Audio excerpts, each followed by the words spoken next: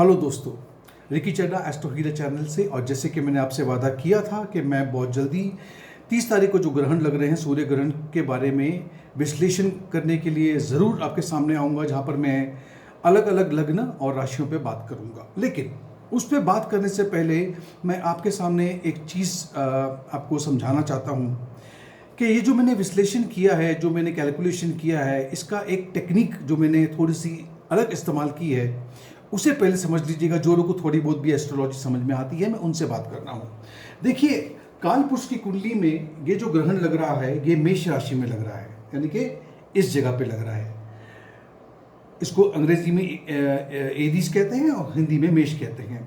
राहु यहाँ पर है, सीधी सी बात है, यहाँ पे केतु है और साथ में राहु ग्रहण लगा रहा है सूर्य पे, और सीधी से चंद्रमा भी इसके अंदर प्रभावित हो रहे हैं।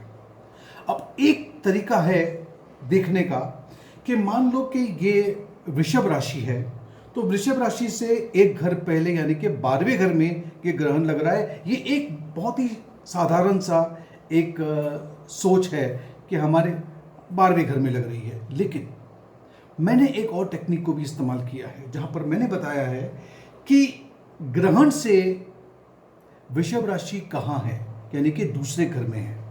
ग्रहण से ये दूसरे घर में है, ठीक है। और मेष राशि के लिए ग्रहण पहले घर में ही लग रहा है, और जो दो ग्रह हैं जो प्रभावित हो रहे हैं वो है चौथे घर के मालिक यानी कि चंद्रमा, और 5वें घर के मालिक यानी कि सूर्य। अगर वृषभ राशि की बात की जाए तो ग्रहण 12वें घर में भी लग रहा है, ऐसा भी आप उसको देख सकते हो। और वृषभ राशि के लिए, क्योंकि वृषभ राशि दूसरी राशि है, इसलिए मैं दूसरे घर को भी इस्तेमाल करूंगा, और फिर मैं वृषभ राशि से तीसरा और चौथा भी गिनूंगा। एक और एग्जांपल देता हूं, एक और उदाहरण देता हूं। मिथुन राशि वालों के लिए मैं ग्रहण लग रहा है 11वें घर में, लेकिन मिथुन राशि ग्रहण से तीसरी है, तो मैं तीसरे घर को भी पकड़ूंगा यहाँ पे, और साथ में मिथुन राशि से दूसरा और तीसरा घर ये भी है। ये दो भी ग्रह हैं जो प्रभावित हो रहे हैं। इस टेक्निक को इस्तेमाल कर करके जो मैंने विश्लेषण किया है, मैं आप लोगों के सामने ये प्रस्तुत करने जा रहा हूँ। उम्मीद है कि आप लोगों को ये पसंद आएगा। और सबसे पहली राशि जो है वो है मेष राशि। मेष राशि, अब जो अभी मैंने आपसे बात कही थी, जो टेक्निक आपको बताया, उसी के हिसाब से जो विश्लेषण कर रहा हूं, उस पर जरा ध्यान दीजिएगा। यहां पर इस ग्रहण के दौरान आपको अपने पिता की सेहत का ख्याल रखना है। आपके खर्चे बढ़ रहे हैं, लोन लेने की कोशिश ना कीजिएगा। अगर ज़रूरत ना हो, इतनी ज़्यादा ना हो, तो कृपया करके मत लीजिएगा। अगर आप नौकरी की तलाश में हैं तो आपको एक अच्छी खबर मिल सकती है, और अगर आप नौकरी पेशा हैं, नौकरी कर रहे हो, तो एक यात्रा करने की आपको एक का अवसर मिल रहा है। अगर आप अपने परिवार को बढ़ाना चाहते हो, यानी कि इच्छा रखते हो कि एक और या तो पहला बच्चा आपके घर आए, तो ये भी एक अच्छा समय है आपके लिए। अगली राशि वृषभ राशि के लिए उसी टेक्निक को इस्तेमाल करते हुए आपको समझना होगा कि ये 12वां छठे घर के अंदर जो एक्सेस बना हुआ है, और ये ग्रहण से दूसरी राशि है। हो सकता है कि आपका कोई मित्र, आपका कोई रिश्तेदार या कोई एक और व्यक्ति आपके साथ में धोखा कर सकता है। आपको ख्याल रखना होगा, खास करके अगर कोई नया मित्र बना है तो उससे ज़रा सावधान रहिएगा। ऑफिस में जहाँ पे आप काम करते हैं, वहाँ पे थोड़ा बहुत परेशानी रहेगी आपको। परेशानी इतनी भी हो सकती है कि आप अपने करियर को चेंज करने का या जॉब को चेंज करने का भी सोच सकते हो। इस वक्त आपको किसी भी तरह का फाइनेंस को लेकर के कोई भी रिस्क नहीं उठाना है। सेहत को लेकर के भी ख्याल रखना है आपको। आप थोड़े बहुत मानसिक तौर पे डिस्टर्ब रहेंगे। आपको कोई फैसला करने पे दिक्कत आएगी या फैसला कर नहीं पाओगे।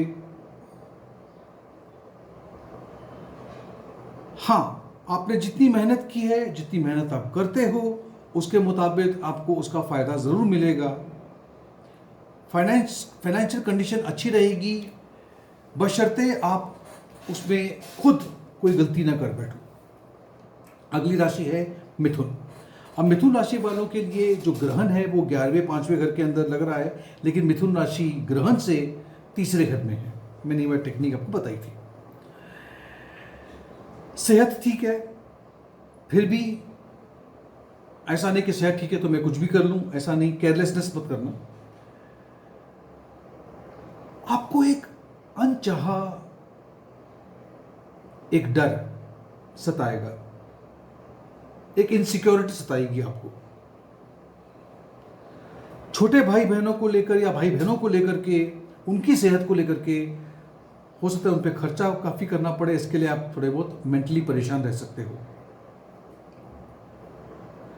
अगर आप अपने परिवार, मतलब अपने वाइफ के साथ या हस्बैंड के साथ में अगर आप प्लान कर रहे हो कि बेबी के लिए प्लान कर रहे हो, तो एक अच्छी खबर आपको मिल सकती है। जो लोग स्टॉक मार्केट में निवेश करते हैं या जो भी करते हैं,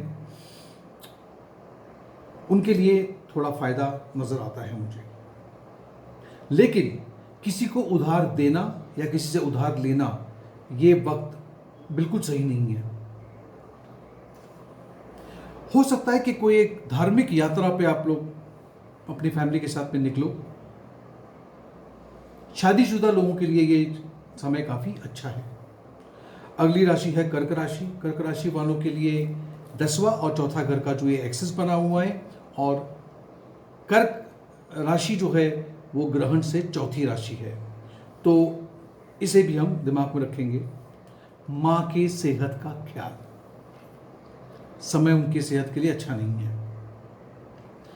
आपकी जिंदगी में जिसको हम कंफर्ट कहते हैं, सुख सुविधा कहते हैं, उस पर थोड़ी सी कमी आ सकती है। अगर आप गाड़ी चलाते हो तो आपको बहुत ख्याल रखना है। पैसों को लेकर के आपका नसीब काफी अच्छा चल रहा है। अगर कुछ पुराने कोई केसेस हैं या कुछ मसले हैं, उनका निदान हो रहा है, समझौता हो रहा है, सेटल हो रहा है। अगर एक नया घर खरीदना चाहते हो, घर में निवेश करना चाहते हो, ये समय काफी अच्छा है।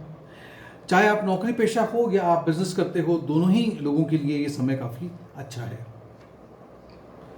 ये एक बहुत अच्छा समय है निवेश करने के लिए, इन्वेस्ट करने के लिए। लेकिन स्टॉक मार्केट से जितनी दूरी बनाए रखोगे उतना आपके लिए अच्छा रहेगा। अगली राशि है सिंह राशि। सिंह राशि वालों के लिए 9 और 3 एक्सेस है, और सिंह राशि 5वीं राशि है, तो मैं 5वीं राशि के बारे में भी बात करूंगा। आपको अपने पार्टनर, अपने दोस्त और जिनके साथ में आप उठते बैठते हो, उनसे जरा सावधान होना चाहिए। किसी भी टाइप की यात्रा या ट्रैवल आपके लिए बिल्कुल अच्छा समय नहीं है। सेहत को लेकर के भी थोड़ी बहुत गड़बड़ी नजर आ रही है, तो कुछ हफ्तों के लिए इसका भी जरा ख्याल रखिएगा। फैमिली में कोई डिस्टर्बेंस है जो आपका मानसिक जो सुख चैन है वो डिस्टर्ब कर रही है।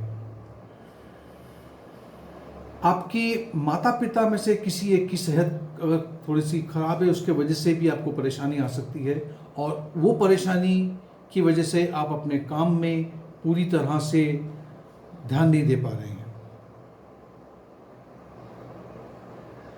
जबकि आप जिस जगह पे काम करते हो, आपके कार्य क्षेत्र के अंदर, आपका चाहे वो बॉस हो, चाहे वो आपका कलीग हो, चाहे वो आपका सबऑर्डिनेट हो, सभी लोग आपकी मदद कर रहे हैं। अगर आप शादीशुदा नहीं हो तो शादी का प्रपोजल आपको आ रहा है। बिजनेस वालों के लिए ये समय इतना ज़्यादा अच्छा नहीं है, तो जो कर रहे हो उतना ही करो, उसमें ज़्यादा कुछ नया करने की कोशिश ना करना। आपसे गुजारिश है कि जितना हो सके उतने अपने हाथ को खींच के रखिए। खुले हाथ से आपको तकलीफ आ सकती, बजट पूरी तरह से हिल सकता है, तो हर एक पैसा खर्च करने से पहले 2 बार सोचिएगा।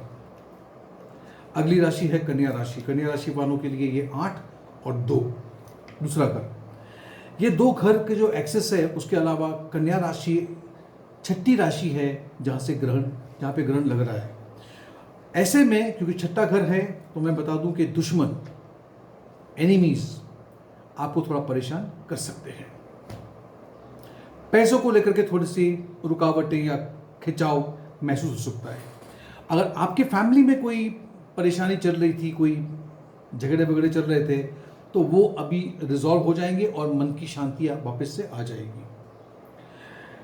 बिजनेस वालों के लिए और नौकरी पेशा वालों के लिए, दोनों के लिए ही समय काफी ठीक है, अच्छा है। लेकिन खर्चे, आपके खर्चे अगर आपने कंट्रोल नहीं किए तो वो दिक्कत कर सकता है।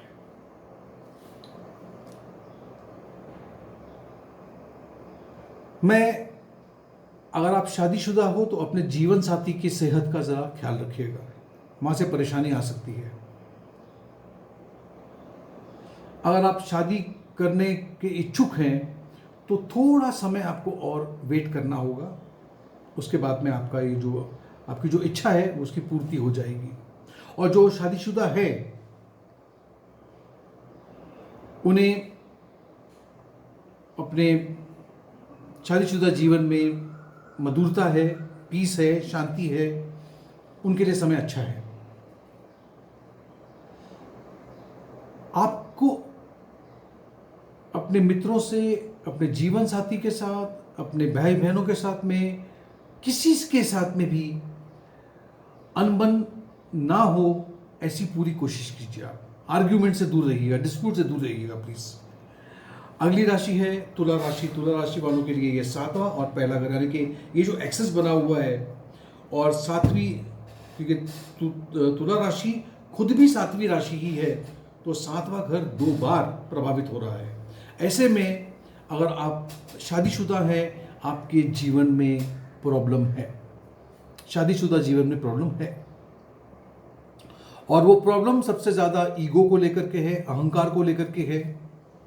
इसीलिए आपको अपने जीवन साथी की, अपने पार्टनर की, चाहे वो बिजनेस पार्टनर ही क्यों ना हो, इज्जत करनी होगी, रिस्पेक्ट रखना पड़ेगा। काम पर भी आप देखोगे, अगर आप पार्टनरशिप में हो, वहाँ पर भी तकलीफ आ सकती है, क्योंकि वहाँ पर भी ये मसला बन सकता है।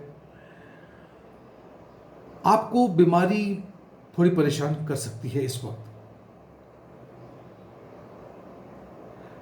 अगर आप किसी चीज़ में निवेश करना चाहते हो तो यह आपके लिए मुनाफे का वक्त है, आप निवेश कर सकते हो। आपके बच्चों के साथ आपका जो संबंध है, रिलेशन है, वो अच्छा, मधुर है, स्ट्रांग हो रहा है। जो लोग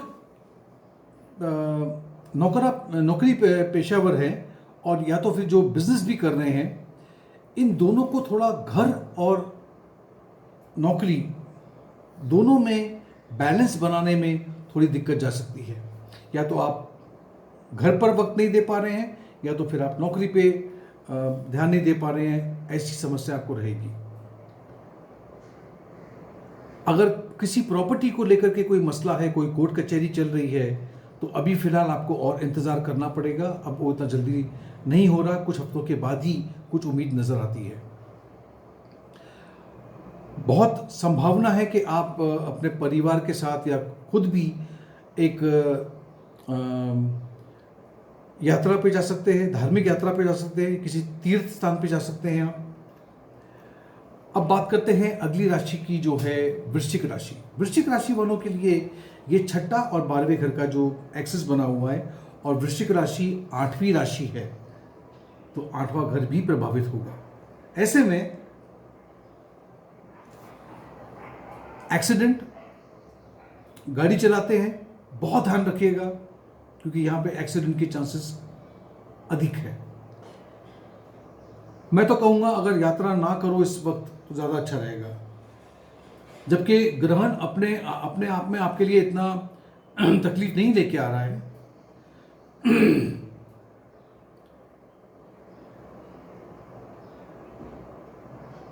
फिर भी मैं ये आप लोग से गुजारिश करूंगा कि आप दो चीज़ों का ख्याल रखिएगा। एक तो गाड़ी चलाते वक्त यानी कि एक्सीडेंट का, और दूसरा शादीशुदा जीवन में भी थोड़ा सा ख्याल रखिए।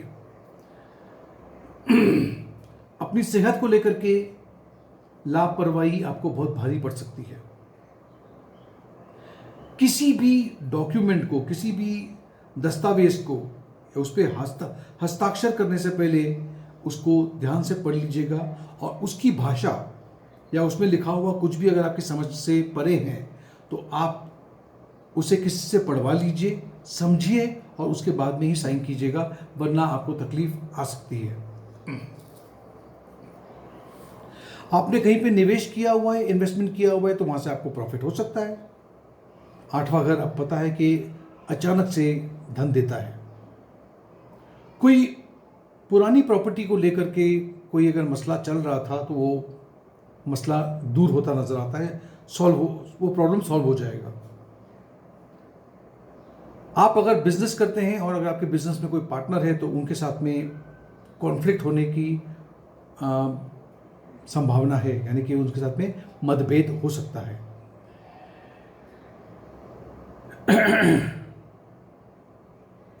जो लोग नौकरी पेशा लोग हो उनके लिए समय एक एवरेज से भी कम कहूंगा, ज्यादा अच्छा समय नहीं है।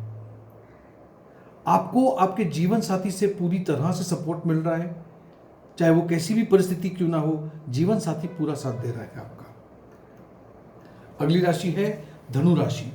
अब धनु राशि वालों के लिए ये जो एक्सेस बना है ये 5-11, और धनु राशि 9वीं राशि है, तो 5, 11, 9 ये तीनों को मैंने साथ में एक साथ में इसको विश्लेषण किया है। तो जो मुझे समझ में आ रहा है वो ये है कि आपको ज़्यादा मेहनत, ज़्यादा परिश्रम करना पड़ेगा किसी भी एक काम को लेकर के। अचानक से आपका रुझान, आपका इंटरेस्ट धार्मिक कार्यों में हो जाए लगेगा। आपको आपके पिता की सेहत को लेकर परेशानी हो सकती है। पिता की सेहत को लेकर के पैसे खर्च करने पड़ सकते हैं, वो पैसों के खर्चे की वजह से भी थोड़ा बहुत डिस्टर्बेंस हो सकता है। हर एक व्यक्ति में कोई ना कोई कमियां होती है, जैसे अच्छाइयां होती है ऐसे कमियां भी होती है। आप उन कमियों को अब पे काम करोगे। आपकी सेहत वैसे तो बहुत अच्छी है, लेकिन किसी भी तरह की लापरवाही मत करना।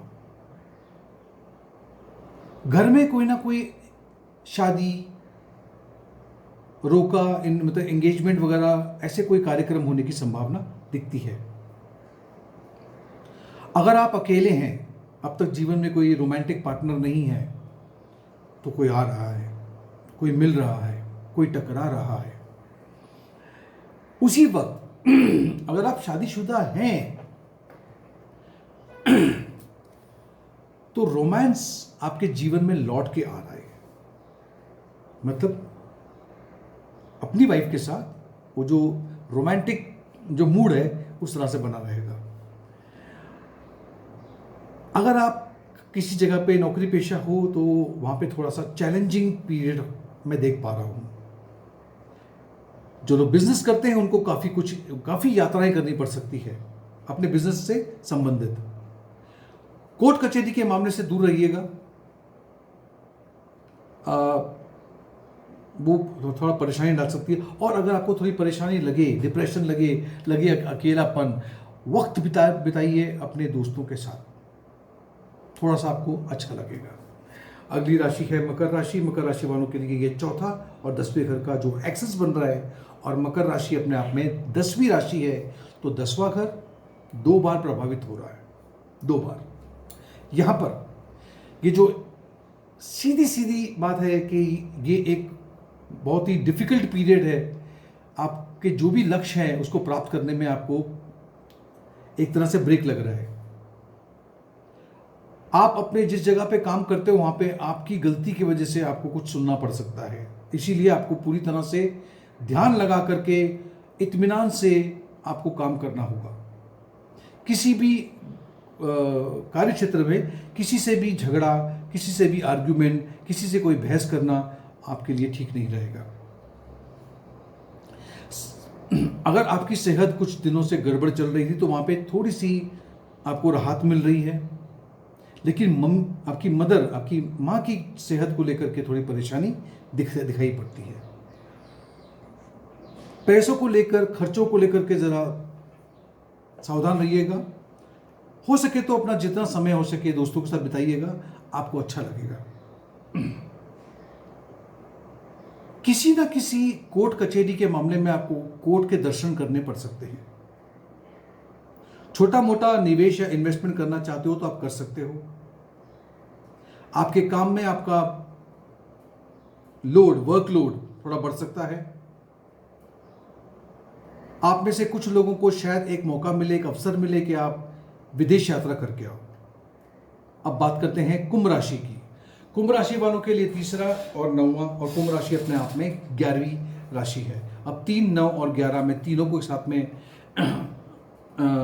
कंसिडर कर रहा हूं। ऐसी परिस्थिति में मैं देख रहा हूं कि आपके जितने भी आपकी ख्वाहिश है, डिजायर बोलते हैं इसे हम,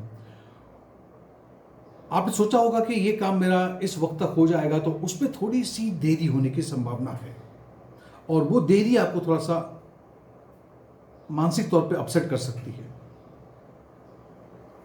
अगर आप विद्यार्थी हो तब भी आप कंसंट्रेट नहीं कर पाओगे, पढ़ाई में ध्यान नहीं दे पाओगे, और उसी वजह से आपका जो पढ़ाई है वो थोड़ा सा सफ़र कर सकती है। आप अपने बच्चों को लेकर के भी थोड़े से चिंतित रहोगे। हो सकता है किसी बच्चे की आपको चिंता सताए।